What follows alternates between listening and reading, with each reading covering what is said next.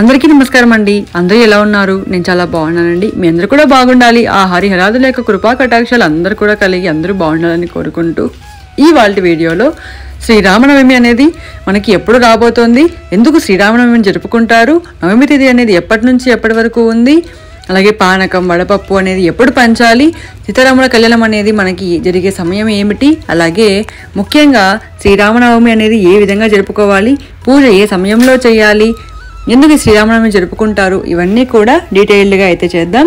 Video అనేది ఎక్కడా కూడా స్కిప్ చేయకుండా చూడండి. శ్రీరాముల వారు వసంత ఋతువు చైత్రశుద్ధ నవమి కర్కాటక లగ్నంలో సరిగ్గా అభిజిత్ ముహూర్తంలో అంటే మధ్యాహ్నం 12 గంటలకి త్రేతాయుగంలో జన్మించారు.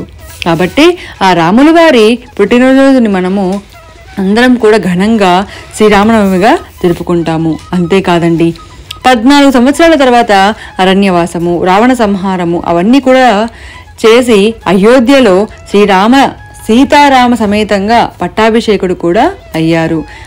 ఈ శుభ సంఘటనకు మనము చైత్ర శుద్ధ నవమి జరిగిందని ప్రజల నమ్మకం.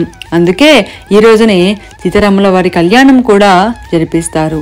అయితే ఈ సీతారాముల కళ్యాణం అనేది అలాగే ఈ శ్రీరామనవమి అనేది మనము 2024లో ఎప్పుడు చేసుకోవాలి, అలాగే పూజ అనేది ఎప్పుడు చేసుకోవాలి అన్నది ఇప్పుడు చూద్దాం. 2024లో క్రోధినామ సంవత్సరంలో ఉగాది తర్వాత సరిగ్గా 9 రోజులకి మనము శ్రీరామనవమి అనేది జరుపుకుంటాము. ఉగాది రోజున చైత్ర వసంత నవరాత్రులు ప్రారంభించి శ్రీరామనవమి రోజున నవమి రోజున మనము ఈ చైత్ర వసంత నవరాత్రుల్ని ముగిస్తాము. అయితే మంగళవారం సాయంత్రం 16వ తేదీ 4:24 నుంచి మనకి నవమి తేదీ ప్రారంభమై బుధవారం 17వ తేదీ మనకు నవమి తిథి అనేది ఉంటుంది. అయితే ఈ 17వ తేదీ సాయంత్రం 5:26 వరకు నవమి తిథి అనేది ఉంటుందండి. కాబట్టి శ్రీరామనవమి అనేది మనము ఏప్రిల్ 17వ తేదీ బుధవారం చేసుకోవాలి. అయితే రాముల వారు మధ్యాహ్నం 12 గంటలకి అభిజిత్ ముహూర్తంలో కర్కాటక లగ్నంలో జన్మించారు. కాబట్టి పూజ చేసేవారు ఇంట్లో అందరం కూడా 12 గంటలకి పూజ చేసుకోవాలి. అలాగే నైవేద్యంగా కమలాకాయలని అంటే ఆరెంజెస్ని దేవుడికి నైవేద్యంగా పెట్టాలి.